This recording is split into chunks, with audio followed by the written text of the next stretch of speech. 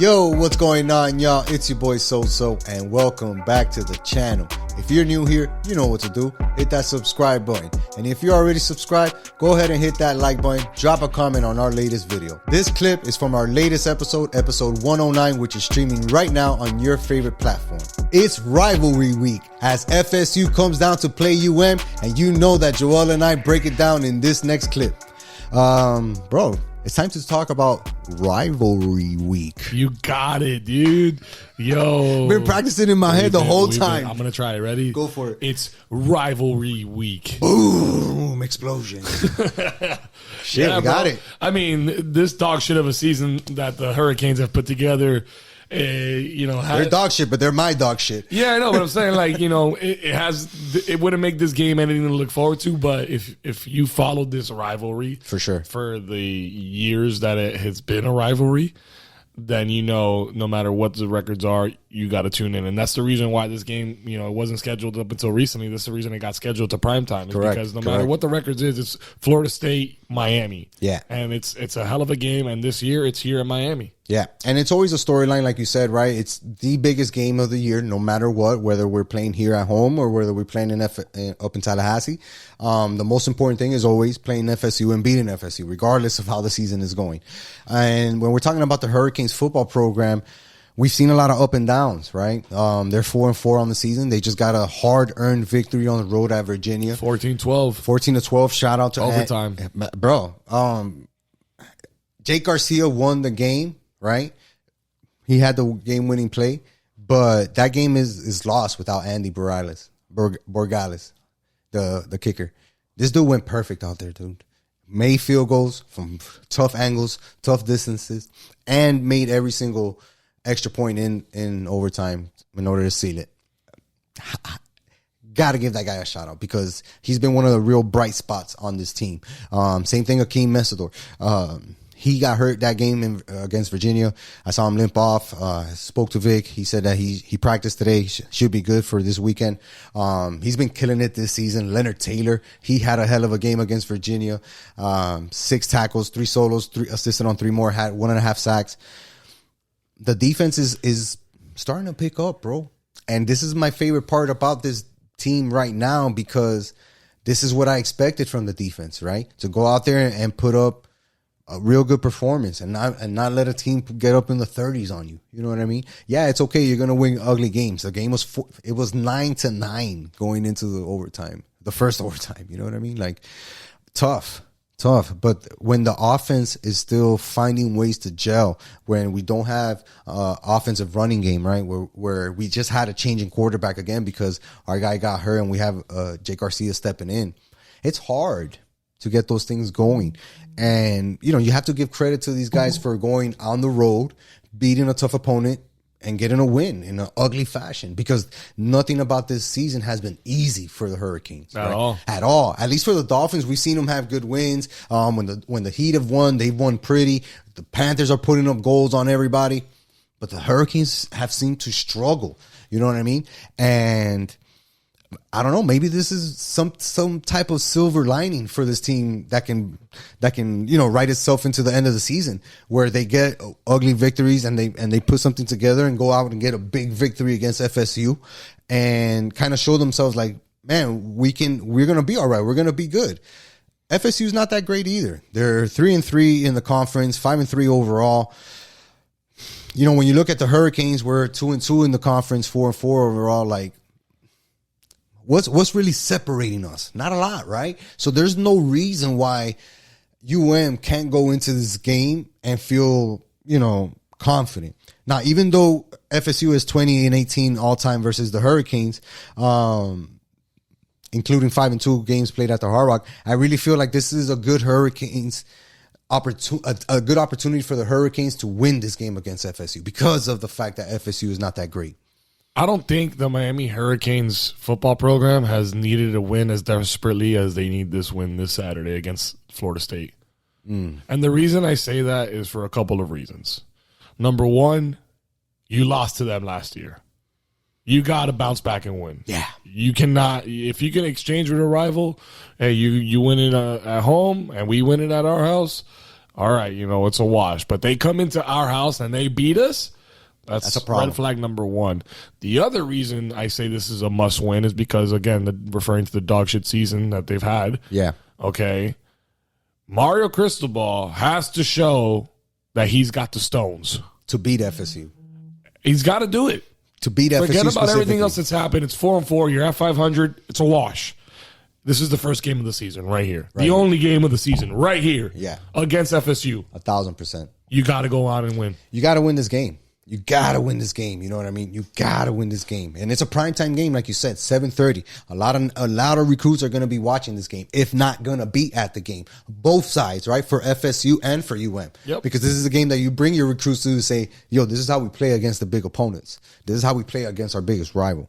And you go out there and you have a good performance. The last 2 home games that the Hurricanes have been victories against these guys, including a 52-10 victory in 2020. But, last game was the sixth time in 8 games that the game has been decided by 5 points or less. So playing FSU is never a foregone conclusion for either team, especially the way that both teams have played this year.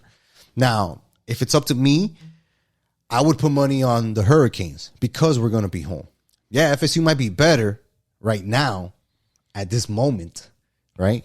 But I just think that UM has a lot to play for, right? They're probably being disrespected. They're definitely the underdogs here, 7.5 underdogs to start the week. Have had some weird performances, right? Up and down season. You got an FSU team who, before this week, beating Georgia Tech 41-16, had lost 3 straight. Now, granted, they lost to all ranked opponents. They lost to Clemson, NC State, Wake Forest. But still, losses are a loss. And when you can't win games, those things stick with you. So I don't know if when it comes to crunch time, if FSU is going to have the stones, like you said, to hit a game-winning field goal. I'm confident in Andy, right? I'm confident in Jake Garcia throwing up a Hail Mary. I'm confident in Colby Young, who's been balling out these last 3 weeks for us, win or lose. I'm confident in those guys. But I kind of want to feel confident in Cristobal. I want to feel confident in the game plan that we're rolling out there. Absolutely. You know what I mean? I don't need it to be a barn burner against FSU. No, go out there, execute, don't have a lot of penalties, play clean football, which is a real problem for this Miami team. Go out there, avoid those penalties, avoid the stupid mistakes, and put yourself in a position to win the game. And I feel like this team can do that because, again, FSU's not that great. Even though they're better than the Hurricanes right now, today, yes, you can say that. They're better than the Hurricanes right now. Still doesn't give them the complete edge in the game, right? Because they're on the road. They're going to have to perform. They're going to have to put up points. I don't know, man. I don't know. Any given Saturday. Any given Saturday, you're right. But, this game means a lot. It means a lot. It means a lot to the fans. It means a lot to. It's a must win for the Hurricane program, especially to the boosters. I'm sure that the boosters right now are fucking texting Cristobal and saying, "Yo, big game. Hope you're ready. Let me know what you need, bro. You need the Gatorade. You need some Chick-fil-A, whatever. You let me know." Because they want these guys ready. They want to win this game. No matter what the season looks like, dog, you always want to beat FSU. Always want to beat them at home. Now, we know we're going to win the party. The party's always better here in Miami. There's no doubt about that. For sure. For sure, right? And your boy Soso is going to bring you some of that footage. But let's see, bro. I'm not overly confident headed into this game, but I do feel good about the Hurricanes winning this football game. I don't know why, but I just feel good about it, bro. And Vic was telling me today, this rivalry is the longest running consecutive series for the Hurricanes, with Saturday's matchup representing the 54th consecutive season where the programs have met at least one time, dating back to 1969. Yeah. That's wild. It's an important game, dog. Gotta win this game. And for Cristobal, I feel like if you win this game, it just gives everybody that belief that no matter what happens the rest of the season, win, lose, or no matter what, you beat FSU, everybody's going to be on board next year. Everybody's going to be like, bueno, coño, at least we know that this guy can beat FSU. Let's give him his room. Let's give him his time, and let's get behind this guy. But you go out there and you lose to FSU at home after losing to the teams that you've lost to, dude, 45-21, Middle Tennessee State, 45-31. Losing to North Carolina, 27-24. You go out there and you lose to FSU. It's not going to be pretty, bro. It's not going to be pretty, and we're going to feel those effects on the recruiting class in a major way. And that's going to make it even harder for him to win if he loses some of those recruits. Now, we got a huge recruit. I think he was number 6 in the nation. Big-time player. Let's see if he sticks around. Let's see if he sticks around. A lot of that, I got a feeling, depends on how Saturday goes. Bro. Absolutely. Saturday, 7:30. Man. A lot of eyeballs on that game. Yeah, for sure. And tickets still available, man. Not bad. If you want to go out there and spend $150, $120 to go watch the Hurricanes beat the shit out of FSU. Maybe you can, but I won't. Nah, I'm not gonna do that, dog. Nah, I'll be good. Gonna do that. I got stuff to do around the house. I'm hoping that Jake Garcia is up for it, right? I'm hoping that he takes a hold of this moment and kind of etches himself into the history books here and says, yo, this is what I'm about. I'm on the major stage. This is an opportunity for me to showcase all my talents because he's going to be here next year. And, but everybody's going to be watching. Everybody's going to be watching. So for him, it's a real big game. It's a real big game for him to play well because not saying that he didn't play well against Virginia, but he only had 125 yards. No touchdowns, no interceptions. Average about four yards a throw. Yeah, it wasn't pretty. It was not pretty. Can't have that against FSU. No, absolutely not. But hopefully the run game keeps going. Let's see, man. I'm you know what? I'm wearing this shirt for a reason. I got my book bag right here, sponsored by Empire Boutique. Shout out to the homie Vic. Shout out to the homie Mark. 41, FSU 31. Boom. Wow. Can you do the special effects after? No. Post like explosion, lasers. All right, I got that. I can do that.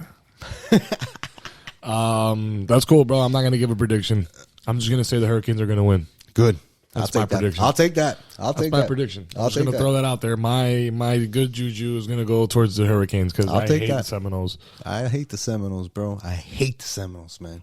And there's a couple of those guys at my job, so it'll be really sweet walking in there on Monday with my Hurricane shirt on. Yep.